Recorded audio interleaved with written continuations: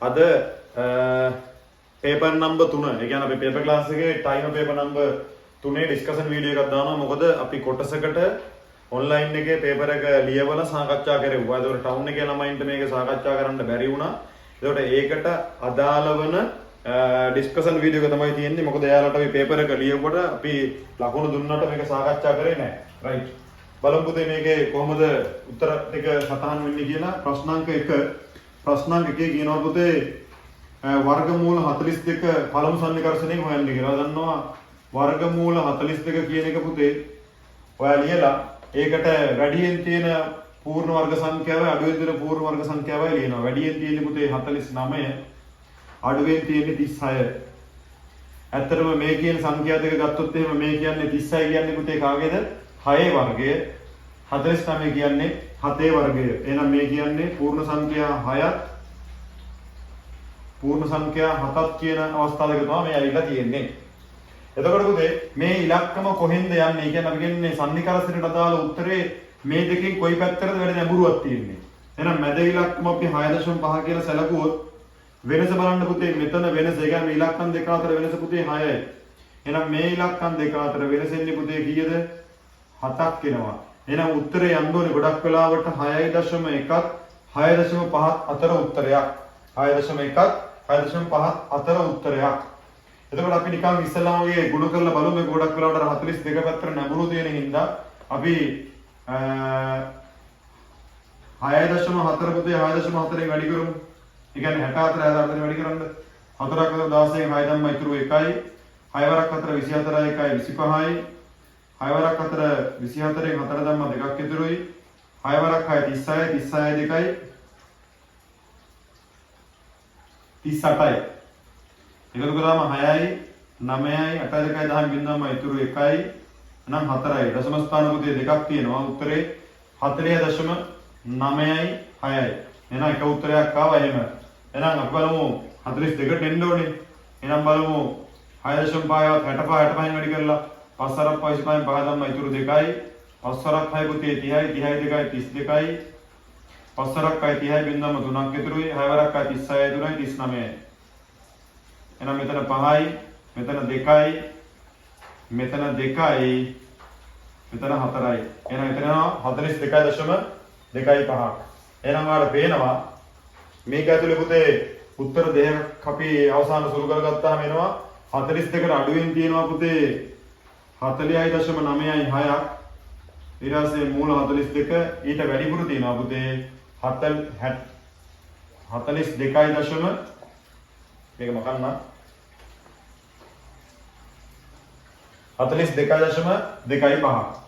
එහෙනම් වෙනස බලන්න පුතේ මේ අතර වෙනස තියෙන්නේ කීයද? 0.25යි. මේ අතර වෙනස බලන්න මේ අතර වෙනස එනවා අඩු කරොත් එහෙම 1.04ක්. එහෙනම් වෙනස අඩු පැත්තෙන් තමයි උත්තරේ යන්නේ. ඒ කියන්නේ 42.5 තමයි උත්තරේ. ඒ උත්තරේ හදන්නේ 6.5. එහෙනම් උත්තරේ එන්නේ 42 මූල 42 අගේ පුතේ කීයද? 6.5යි. උත්තරේ එන්නේ 6.5. හරිනේ. අන්න ප්‍රශ්නාංක 1 උත්තරේ. ප්‍රශ්නාංක 1 උත්තරේ. කොහොම යනවා පුතේ මේ ප්‍රශ්නාංක 1. ඊට පස්සේ ප්‍රශ්නාංක 2ට. ප්‍රශ්නාංක 2 කියන පුතේ ටැංකියේ ධාරිතාවය 8න් 2ක් පිරී ඇති ටැංකියකින් 7න් 5ක් භාවිතයට ගත්තේ නම් භාවිතයට ගත් ජල ප්‍රමාණය ටැංකියෙන් කවර භාගයක්ද? නම් අංක 2. කියනවා පුතේ ධාරිතාවය පුතේ 8න් 7ක් වෙච්ච ටැංකියක් තියෙනවලු. ඔව් මේ ටැංකියේ ධාරිතාවයේ ජලය පිරිච්ච කොටස ඒ කියන්නේ පිරියද ජල ටැංකියකින් පාවිච්චි කළ තියෙන පුතේ 7න් 5ක්. සාමාන්‍ය මේ මොනවද? භාග ගුණ කිරීම. මුන් ප්‍රත්‍ය කියන්නේ ගුණ කිරීමනේ පුතේ. එහෙනම් මොකද කරන්නේ? එහෙනම් නැවත පාරක් 8න් 7 වැඩි කරනවා පුතේ 7න් 5න් සුළු කරනවා. මේ කතිර දිගේ සුළු කරනවා. මෙයාට මෙයා සුළු වෙන්නේ නැහැ. මෙයාට මෙයා සුළු වෙනවා පුතේ 1යි 1යි. එහෙනම් හරය හරයත් එක්ක ගුණ කරනවා. 5 වැඩි කිරීම එක 5 වරක් 1 5යි. 8 වරක් 1 8යි. එහෙනම් උත්තරේ 8න් 5යි. එහෙනම් උත්තරේ 8න් 5යි. මේ ප්‍රශ්නාංක දෙකේ උත්තරේ. දෙකේ උත්තරේ කීයද? 8න් 5. ලේසි ගණිත කර්ම සුළු කිරීම අමාරු කරගන්න එපා. පිළිවෙලකට වැඩේ කරගෙන යන්න. ඊට පස්සේ ප්‍රශ්නාංක 3 දිය තොරතුරු භාවිතයෙන් AC වල අගය සොයන්න.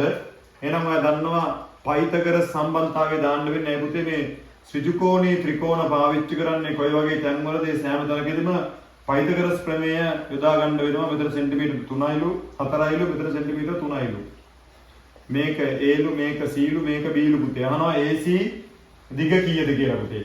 එහෙනම් අපි දන්නවා මේ අංශ කණුවට ඉස්සරහින් තියෙන පාදයට කියනවා කර්ණය කියලා. එහෙනම් කොහොමද පයිතගරස් කියන්නේ? කර්ණය මත ඇති සමචතුරස්‍රයේ වර්ගඵලය ඉතිරි පාද දෙක මත ඇති සමචතුරස්‍රයේ වර්ගඵලයට සමානයි. අපි නිකන් මෙතන පාද x කියලා හිතමු. එහෙනම් එන්නේ කොහොමද පුතේ? x වර්ග සමාන වෙන්නේ පුතේ 4 වර්ගය ධන 3 වර්ගයට. 4 වරක් 4 16යි 3 වරක් 3 9යි. 16 9 පුතේ 25යි. මෙතන x වර්ග මෙතනත් x වර්ග. ඔයා දන්නවා 25 කියන්නේ 5 වර්ගය. එහෙනම් x කියන්නේ සෙන්ටිමීටර් 5යි. එහෙනම් උත්තරේ සෙන්ටිමීටර් 5යි. ප්‍රශ්නාංක 3 උත්තරේ සෙන්ටිමීටර් 5යි.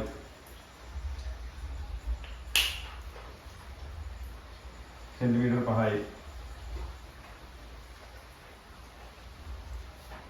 හරි කට්ටිය හරි වැරදි දාගන්න වැරදි කට්ටිය හදාගෙන අදාළ උත්තර පත්‍රය කියන්නේ පේපර් එක print කරලා දුන්නායින් පස්සේ ඒකේ නැවත පාරක් ලියලා බලන්න ගාන හදාගන්න පුළුවන්ද කියලා ඈ. හරි. ඊට පස්සේ ප්‍රශ්නාංක 4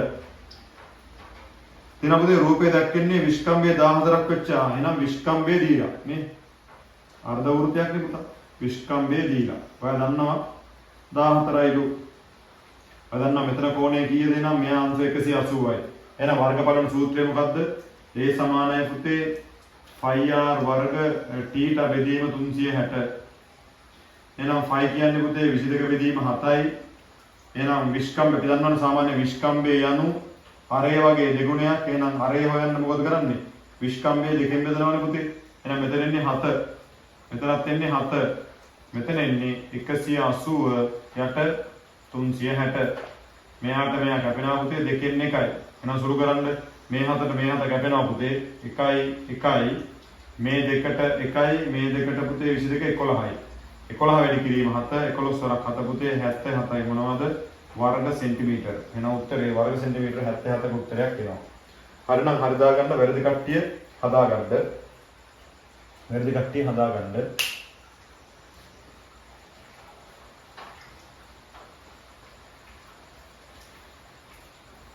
ඊට පස්සේ නවදේ ප්‍රශ්නාංක 5ට ප්‍රශ්නාංක 5 කියනවා අංග සම ත්‍රිකෝණ දෙක සම්බන්ධතාවයක් තියෙනවා පුතේ. එන්න මෙහෙම. පොඩියට ඒක පෙන්නන්නම්. එතන මෙතන තියෙනවලු A මෙතන B මෙතන C ලු මේ කෝණයට මෙන්න මෙතන පාදයට කෝණයක් දීලා. තව එකක් ත්‍රිකෝණයක් මේ පැත්ත හරවලා මෙන්න මෙහෙම දීලා තියෙනවා. ඒක පුතේ මෙතන කෝණයලු මෙහෙම එතන කියලා තියෙනවා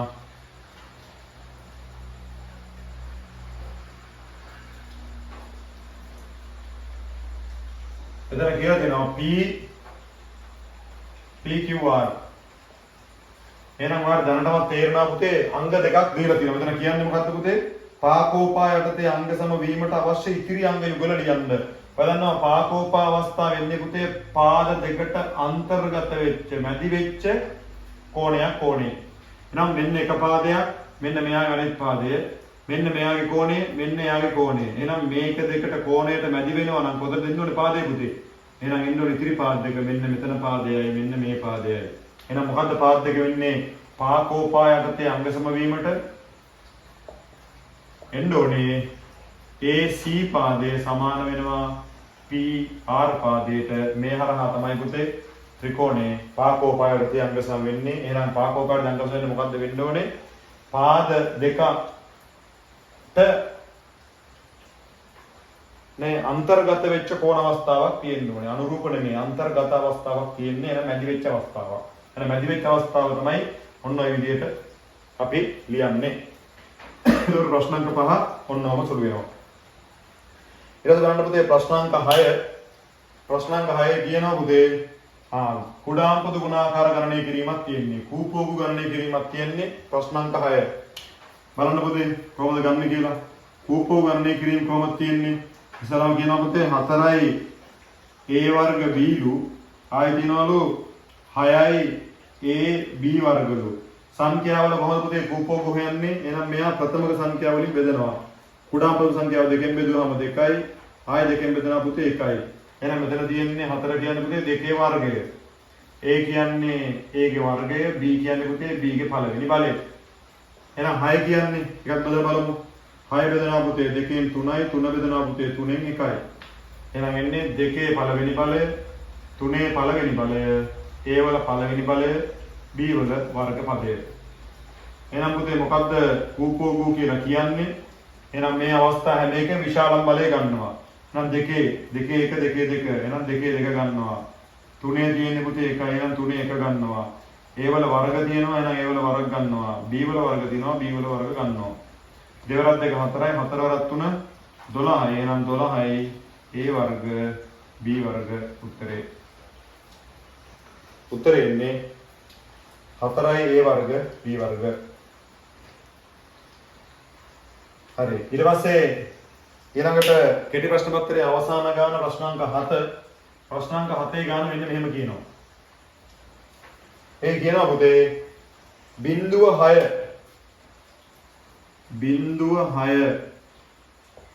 කියලා ખંડાංකයක් තියෙනවලු. තව තියෙනවලු 1 සහ 4 කියලා ખંડાංකයක්. මේ ලක්ෂ දෙකකට දීලා තියෙන ખંડાංක. ඊළඟට කියනවා මේ යන ලක්ෂාරායන සරල රේඛාවේ අනුක්‍රමණය සොයන්න. ඔය දන්නවා පුතේ එහෙනම් අපි සාමාන්‍ය අනුක්‍රමණ හොයන්න දෙන්නේ මොන රේඛාවවලද මොන වගේ ප්‍රස්ථාරවලද?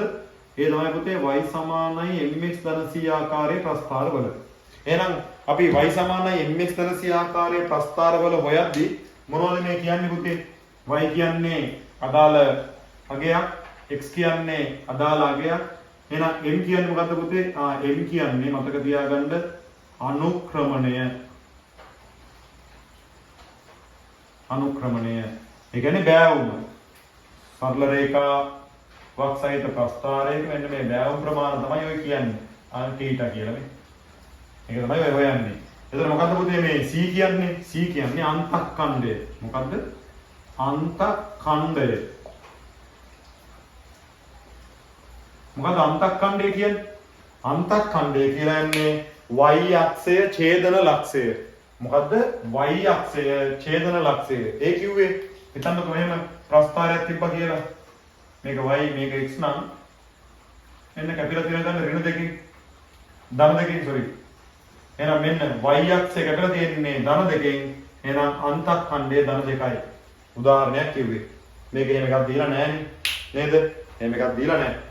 හරි. මම මේ ප්‍රශ්නේ අහන්නම්. දැන් අපිට හොයන්න වෙලා තියෙන්නේ පුතේ අනුක්‍රමණය. අනුක්‍රමණය හොයන්න මේ ප්‍රස්ථාර අඳින්න ඕනේ නැහැ. ඔය මොකද මොකද්ද? අනුක්‍රමණය කියන්නේ m නම් පුතේ. m නම් එහෙනම් y වෙනස x වෙනසින් බෙදනවා. මේ ඛණ්ඩාංක දෙක නාමකරණය කරගමු. මම මෙතන ලියන්නම් පෙන්න. 0.6 ඛණ්ඩාංකයකුයි තව 1.4 ඛණ්ඩාංකයකුයි තියෙනවා. මම මෙයාට කියනවා x1.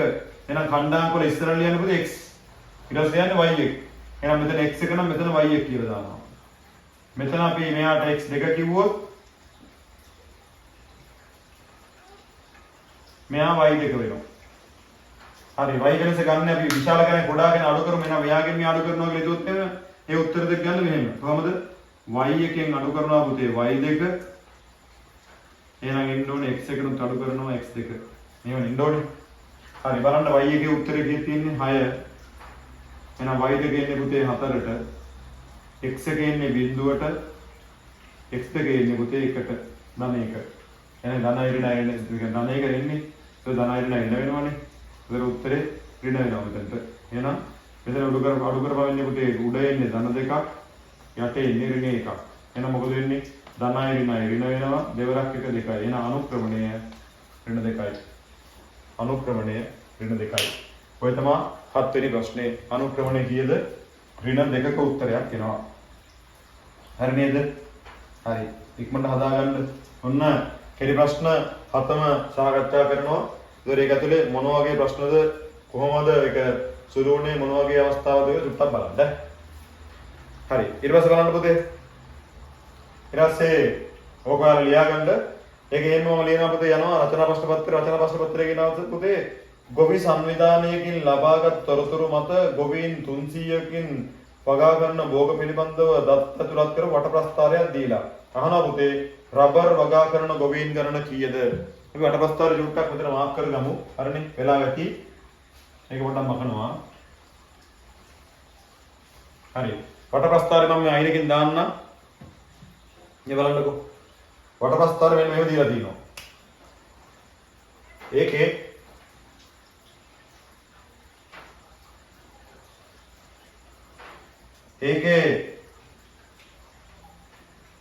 මේව අංශක 90 කොටසක් තියෙනවා පුතේ. එයා රබර් මෙතන අංශක 30 කෑල්ලක් තියෙනවා. එයා කුරුඳුළු තව කෑල්ලක් තියෙනවා. එයා පොල්ලු අනිත් එක්කන තේලු. මෙතන ධනෙල අකුර ගන්න දාමු තේ මේක රබර් මේක කුරුඳු මේක පොල්. හරිනේ. හරි. තනි එක වචන ගන්න ලියුවේ ඈ. මේ ඔක්කොම නිරූපණය කරනවලු ගොවීන් කොච්චරද කියලා හොත් එම ගොවීන් 300ක්. ගොවීන් 300යි. රයිට්. ප්‍රශ්නාංක 1 අහනවා රබර් වගා කරන ගොවීන් ගණන කීයද? අයි පුතේ ඔයාලට ඉගන්නවා මේ ගොවීන් ගණන හොයන්න ගියාම තනි ඒ කියන්නේ දත්ත නිරූපණය කොටස් දෙකයිනේ පුතේ. දත්තත් ඒ කියන්නේ අපි කියනවා මොකක්ද කියන්නේ මේ දීලා තියෙන සාමාන්‍යයෙන් මේ ගණන් වල ගොඩක් වෙලාවට මේ වට ප්‍රස්ථාර ගාන කොටස් දෙකකට කරන එකක් තමයි දත්ත නිරූපණය දෙවෙනි එක අර්ථකථනය. දත්ත නිරූපණය ගොඩක් කරලා දෙනවා අඩුයි. අර්ථකථනය තමයි දෙන්නේ. අර්ථකථනය ඇතුලේ පුතේ අදාළ தත්ත්වයක් හොයාගන්නේ. අදාළ ප්‍රමාණය හොයාගන්නේ කොහොමද? 360ට මීට අදාළ කෝණය දාලා වැඩි කරනවා පුතේ මුළු ගානෙන් මුළු ගණනෙන්. ඔය අපි ඉගෙනනවා. මේක මතක තියාගත්තා නම් මේ කෝණයක් හදන්න පුළුවන්. අදාළ ප්‍රමාණය දන්නවද නැහැ ඒක තමයි හොයන්න යන්නේ. අදාළ කෝණය කියුවේ රබර් වල අංශක 90යි. එහෙනම් 360ට ගාන කීයද මුළු වගේ ගොවීන් 300යි. සුළු කරමු. මේ බිඳුවට මේ බිඳුව කැපෙනවා පුතේ. එතකොට 3ෙන් කැපුණොත් එහෙම බලන්න කීයද කියලා. මේ 3ෙන් කැපුණොත් මෙතන 10යි. මෙතන 3ෙන් කැපුණොත් එහෙම 12යි. එතකොට මේක ආයි 3ෙන් කැපුවොත් එහෙම 30යි. 3ෙන් කැපුණොත් 4යි. 2ෙන් කැපුණොත් 2යි. මෙතන 5යි. 2ෙන් කැපුණොත් 15යි. මෙතන 1යි. එහෙනම් 15 සරක් 5. 15 සරක් 5 කීයද? 75යි. එහෙනම් ගොවීන් ගණන 75ක් එනවා. ඔන්න රෝමන් අංක එකේ උත්තරේ කීයද? 75යි. මොනවද මේ එන්නේ? රබර් වගා කරන ගොවීන්. රබර් වගා කරන ගොවීන්. හරිනේ. ඊට පස්සේ කියනවා පුතේ ප්‍රශ්නාංක 2 රෝමන් අංක 2 ප්‍රශ්නේ කුරුදු වගා කරන ගොවීන් ගණන මෙන් 4 ගුණයක් පොල් වගා කරයි නම් පොල් වගා කරන ගොවීන් ගණන හොයන්න. එහෙනම් කුරුදු වගා කරන ගොවීන් ගණන වගේ 4 ගුණයක් පොල් වගා කරනවලු. එහෙනම් අපි මෙහෙම කරමු. 4 ගුණයක් කියද්දී අපිට තේරෙනවා මෙතන එන්නේ කීයද 120. ඒ වගේ අපි දන්නවනේ 30 4වෙනි ගුණය 4වෙනි බලයේ 4වෙනි ගුණිතය කියන්නේ 120නේ. 30 ව 4ක්. එහෙනම් ඔන්න එයාගේ කෝණය දන්නවා. එහෙනම් ඉස්සෙල්ලා කුරුඳු වල ප්‍රමාණය හොයා කුරුඳු වල මිනිසු කියන්නේ ගොවීන් ගන්න හොයාගමු. රෝමන් අංක 2 යටතේ රෝමන් අංක 2 යටතේ කුරුඳු ගොවීන් කොහොමද හොයන්නේ නම් අර විදියමයි. 360ට 30 නම් 300ට කොච්චරද? මේ බිඳුව කැපෙනවා. මෙතන 3ෙන් කැපුණොත් 10යි 3ෙන් කැපුණොත් 12යි. ආයේ 3ෙන් කැපුණොත් 10යි 3ෙන් කැපුණොත් 4යි. 10 වරක් 10යි 100යි 100 බෙදෙනවා 4ෙන් උත්තරේ එන්නේ 25යි. මේක නෙමෙයි උත්තරේ හැබැයි. නේද? මේ කුරුඳු ගොවීන් ගණන. එහෙනම් 25යි. එහෙනම් පොල්නේ අහන්නේ. එහෙනම් කොහොමද ගන්නෙ? එහෙනම් පොල් ගොවීන් ගණන කොහොමද හොයන්නේ?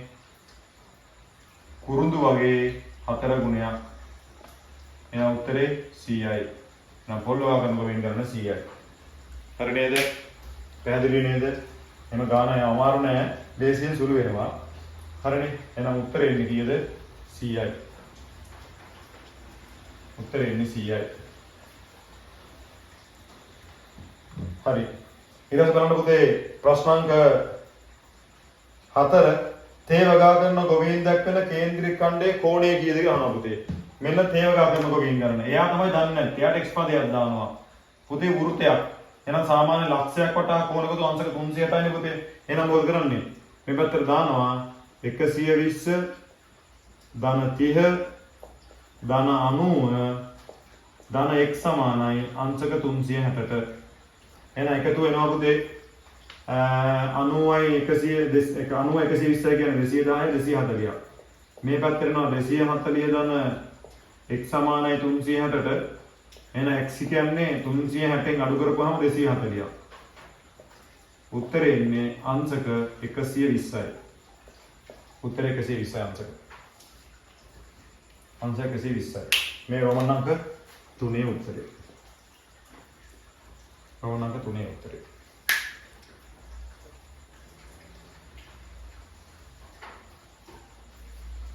ඊට පස්සේ රෝමන් අංක 4 උත්තරය යනවා. ඊගන අවසාන ප්‍රශ්නේ. රබර් වගා කරන ගොවීන් තුනෙන් එකක් රබර් කරලා කුරුඳු වගා කරනවා නම් මේ අනුව වට ප්‍රස්ථාරයේ කුරුඳු වගා කරන ගොවීන් දක්වන කේන්ද්‍රික ඛණ්ඩයේ කෝණය කීයද? ලෙසි. එහෙනම් ඉස්සල්ලාම රබර් ගොවීන්ගෙන් කුරුඳු වගා කරන ප්‍රමාණය බලමු. කුරුඳු වගා කරන ප්‍රමාණය කොහොමද හොයන්නේ? රබර් 75යි මේකෙන් 3න් එකයි පුතා. බලන්න මෙයාට මෙයා කැපෙනවා උත්තරේ පුතේ 25යි. එහෙනම් රබර් ගොවීන්ගෙන් කුරුඳු වගා කරන යන ප්‍රමාණය 25යි. දැන් මුළු කුරුඳු ගොවීන් බලන්න කීයද කියනවා? මෙතන 25යි මෙතන අලුතෙන් එන 25යි. ඔක්කොම කීයද? 50යි. මුළු එකතු 50ක් කියලා පුතේ. එහෙනම් අර අපි අදාළ සූත්‍රයට ආදේශ කරගමු නේද? ඒ කොහොමද ආවේ? මෙතන මම ලියන සූත්‍රේ අදාළ අගය සමාන වුණේ අදාළ කෝණය 360න් බෙදලා මුළු ගානෙන් වැඩි කරපුවාම මුළු ගානන නෙහොමනේ ආවේ. දැන් අදාළ අගය කීයද පුතේ? අදාළ අගය 50යි. අදාළ කෝණය දන්නේ නැති x කියලා 360යි. ගොවීන් ගන්න වෙනස් වෙලා නැහැ 300මයි. එහෙනම් x ට උත්තරේ හොයන්නයි යන්නේ. මේ බිඳුව කැපෙනවා.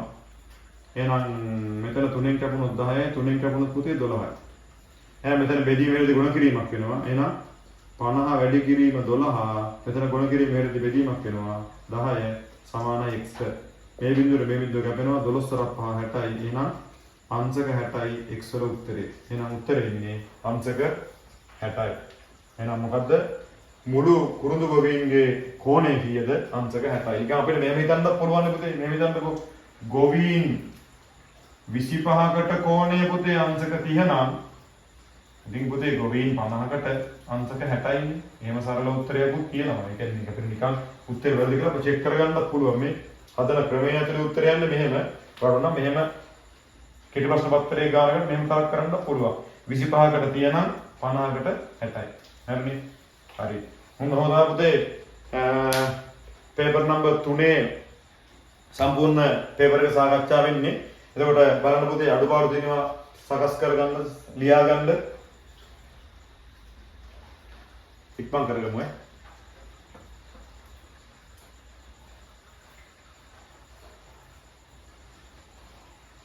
හරිනේ? හරි. වෙලා ඇති. එහෙනම් පුතේ ඔන්නෝම අපේ පේපර් එක ඉවර වෙනවා. අතරින් නම් මේක අදාළ පේපර් එක හම්බුණායින් පස්සේ චුට්ටක් අපි චෙක් කරලා නැත්නම් නැවත පාරක් හදලා බලන්න. මොකද මේ වීඩියෝ එක දාන්න හේතුව ඒක තමයි. මොකද අපි හදන ගණන් නැවත හදලා බලන්න පුතේ ලකුණු අඩු වෙන ළමයි වැඩේ අතාරින්න නෙමෙයි try කරන්න ඕනේ. මොකද කරන්නේ? ලකුණ වැඩි කරගන්න නම් මේ හදන ගණන් වල වෙන අඩුපාඩු නැවත බලලා ඒක හරියට සකස් කරගන්න. එතකොට තමයි පුතේ ලකුණක් ගන්න පුළුවන් වෙන්නේ. හරිනේ? එහෙනම් මතක තියාගන්න ගණන් හදද්දී වරදිනවා. නැවත ගණන් ටික හදලා උත්තර පොත්ත තියෙනද නැවත බලන්න. හරි. එහෙනම් මෙතනින් නවත්තනවා.